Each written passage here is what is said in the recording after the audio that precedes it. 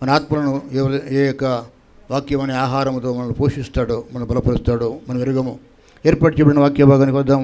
కొన్ని నిమిషాలు వాక్యాన్ని మనం ధ్యానం చేసి మన ఆత్మలను వాక్యం చేత పోషించుకుందాం. దయచేసి దేవుడు మంచివాడని, దేవుడు ప్రేమించేవాడని తెలుసుకుందాం.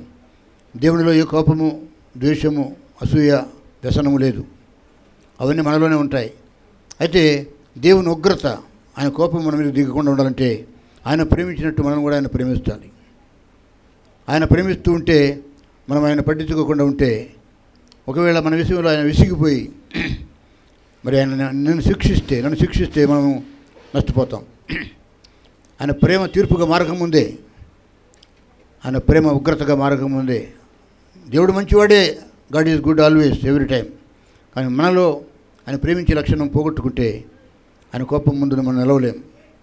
దయచేసి దేవుడు మంచోడులే అని చెప్పేసి ఆయన మంచితనానికి మనము అలవాటు పడి ఆయన విషయంలో మనం తేలికగా ఆయన తక్కువగా అంచనా వేస్తే, దేవుడు నేను శిక్షించకముందే, నీకు ఏదైనా నష్టం జరిగించకముందే నువ్వు మేలుకోవటం మంచిది. దేవుని ప్రేమతో పాటు ఆయన కోపాన్ని కూడా మనం గుర్తు చేసుకుందాం. వాక్యానికి వద్దామా? పౌలు భక్తుడు కొరింథీ సంఘానికి రాసిన పత్రిక, మొదటి కొరింథీయులకు 3వ అధ్యాయము, అందులో 14-15 వాక్యాలు చదువుకుందామండి. పునాది మీద ఒకడు కట్టిన పని నిలిచిన ఎడలా వాడు జీతము పుచ్చుకున్నను. ఒకని పని కాల్చివేయబడిన ఎడలా వానికి నష్టము కలుగును. అతడు తన మట్టుకు రక్షింపబడును కానీ అగ్నుల నుండి తప్పించుకున్నట్టు రక్షింపబడును. చాలండి. ఈ మాటలు ధ్యానించాలన్నా, ఆలోచించాలన్నా, వాటిని వివరించి చెప్పుకోవాలన్నా కొంత బాధగా ఉంటుంది. ఇవి దేవుని మాటలు మంచివే, కానీ ఇందులో హెచ్చరిక ఉంది, గద్దింపు ఉంది. ఒక పునాది గురించి మాట్లాడుతున్నాడు దేవుడు. నీకు ఒక పునాది ఉంది, నాకు ఒక పునాది ఉంది. మనం కట్టుకునే ఇళ్ళకు పునాదులు ఉన్నాయి, మన జీవితాలకు పునాదులు ఉన్నాయి. నువ్వు ఏ పునాది మీద కట్టుకున్నావు నీ జీవితాన్ని? నీ ఇల్లు ఎటువంటి పునాది మీద కట్టుకున్నావు? నీ పునాది బలమైందా, నీ పునాది బలహీనమైందా? నువ్వు ఎటువంటి పునాది మీద నువ్వు కట్టుకుంటావు నీ జీవితాన్ని కానీ, నీ విశ్వాసాన్ని కానీ, నీ పునాదిని బట్టి నీ జీవితం ఉంటుంది. పునాది బలహీనమైంది అయితే, ఫౌండేషన్ వీక్ అయితే బిల్డింగ్ నిలవదు. ఇది మన నీ భక్తికి కూడా, నీ విశ్వాసానికి కూడా క్రీస్తు పునాదిగా ఉండకపోతే, నీ పునాది నీ మట్టుకు నువ్వు పునాది తీసుకుంటే నీ పునాది నిలవదు.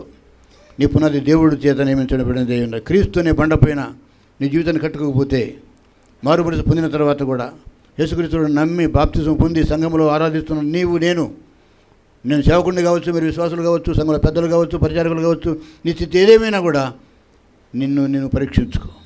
ఏమంటాడంటే, ఒక్కడు పునాది మీద కట్టిన పని నిలిస్తే వాడు జీతం పుచ్చుకుంటాడు. నీ పునాది గట్టిగా లేకపోతే నువ్వు నష్టపోతావు.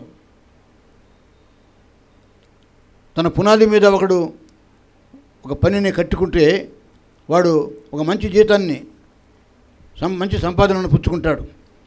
ఒకని పని కాల్చివేయబడితే, నీ పునాది కూలిపోతే, నీ పునాది నిప్పులకు, అగ్నికి గురి అయితే, ఒకని పని, ఆ పునాది మీద నువ్వు ఏమేమి పనులు చేసావో, ఎటువంటి జీవితం జీవించావో, దేవునికి అయిష్టముగా, మనుషులకు పనికిరావు, దేవునికి పనికిరావు, వ్యర్థమైన జీవితాన్ని నువ్వు జీవించి నీ పని నువ్వు కాల్చివేయబడితే మనకేం కలుగుతుంది? నష్టం కలుగును.